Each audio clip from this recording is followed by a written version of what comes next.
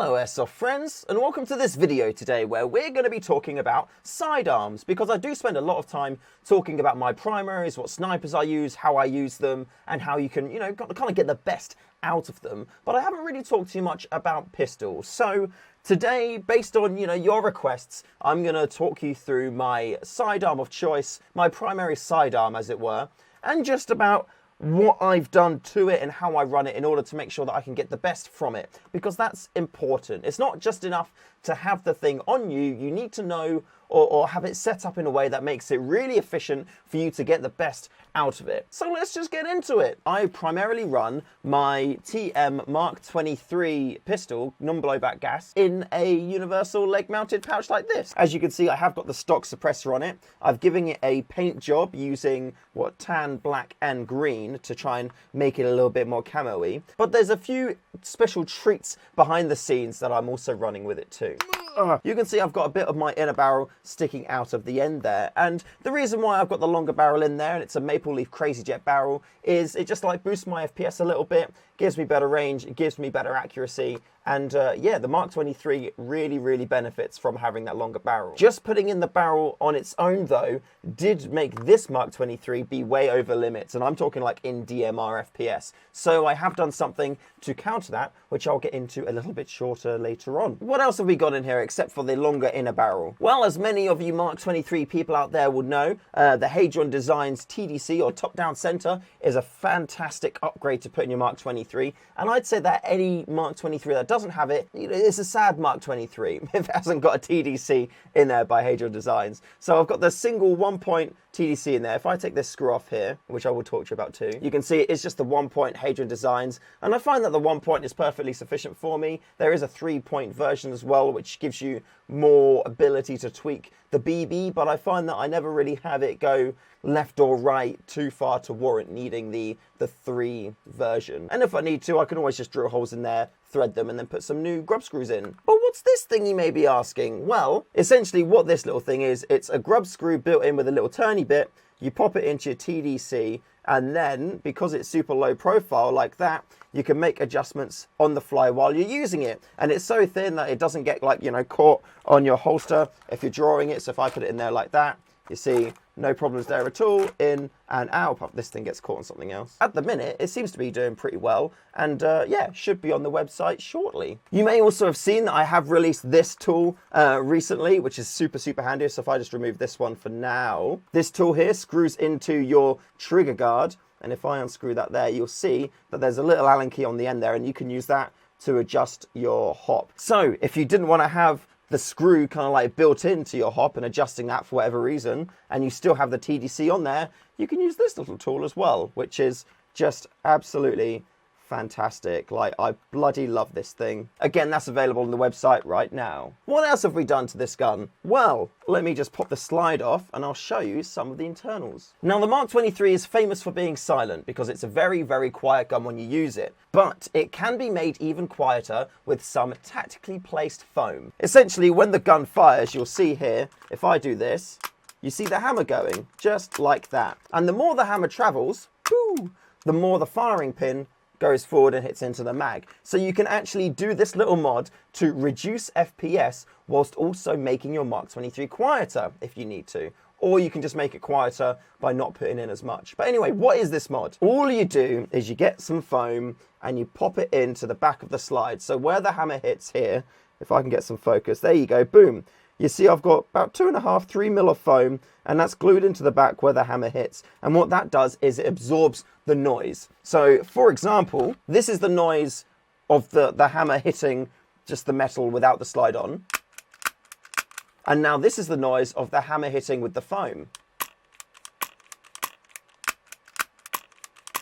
It does sound softer. There is also another position you can put foam if you want to, and that is where the hammer hits, just there. Again, if we can get some focus, just in there, you can also put a little bit of foam. However, if you put foam there, it does have a bigger impact on reducing FPS. So that's something to watch out for. Those mods and upgrades aside, underneath the Hadron Designs TDC mount moddy thingamabob, I have got a 50-degree Maple Leaf Autobot hop-up bucking, and I've also got a, I think, Maple Leaf H key in there as well, and both of those just come together to create a great air seal and a fantastic touch point, long touch point for the BB to make sure you get really decent backspin on there. Again, helping with accuracy and helping with your range. So yeah, 50-degree hop-up bucking in there, Hadro Designs, TDC, and also the Maple Leaf H key. Mwah, everything is just perfectly together, working lovely well. And the Maple Leaf Crazy Jet barrel as well, because that's just absolutely perfect. The only thing I don't really like about the TM MK23 is the full plastic hop-up unit. I find it's really easy to strip the threads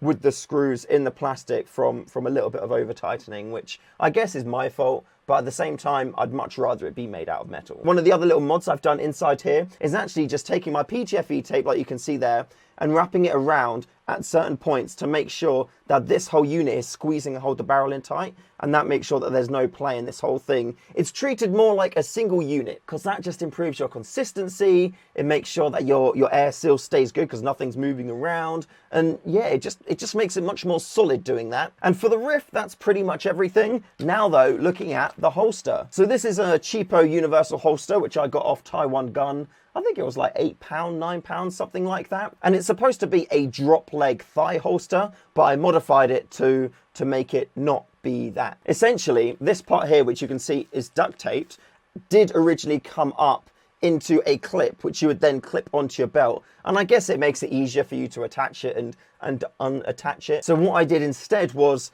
I removed the clip that was on there, duct taped this so the Velcro doesn't attach itself inside here, and then attached it using the Velcro to this bottom section. And now what happens is when I want to put this on, I put my belt through here, and that raises it up so it's right on my waist as opposed to on my thigh, and it makes it much easier to draw. I only have one leg holder now on there as well, and this is super high up in my groin, so it keeps it all in place. And the most important thing for me is that when I'm running around, it doesn't wobble, and that wobble really frustrates me, and it's one of the reasons why I hate having sidearms, because it wobbles when I run and it throws me off and distracts me. So along with this modification, which is super easy to do and is well worth the time to do that, I've also added two Velcro pouches to the side here. At the minute, they've both got spare magazines in there. So you can see magazine 1 and magazine 2. I've also got in the front pouch here a 90-round speed loader, and at the minute this is one that I would use for my primary gun.